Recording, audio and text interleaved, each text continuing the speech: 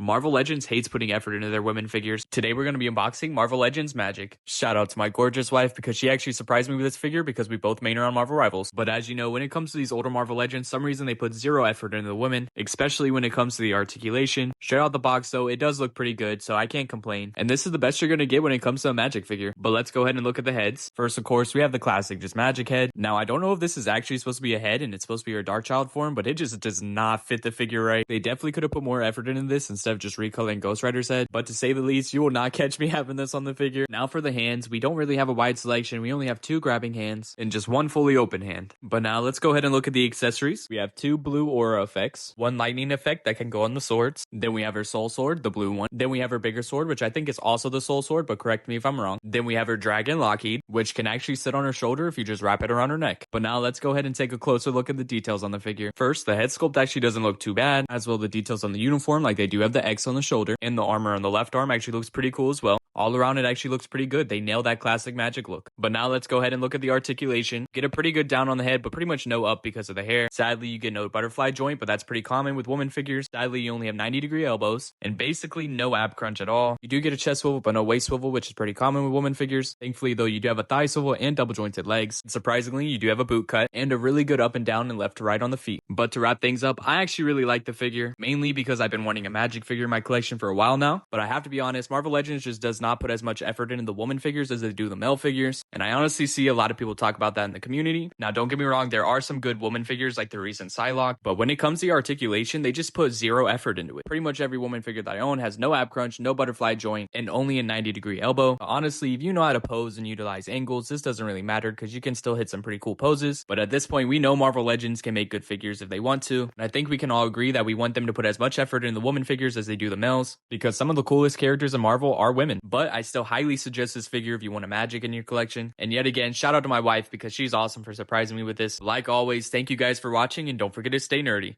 Omnio!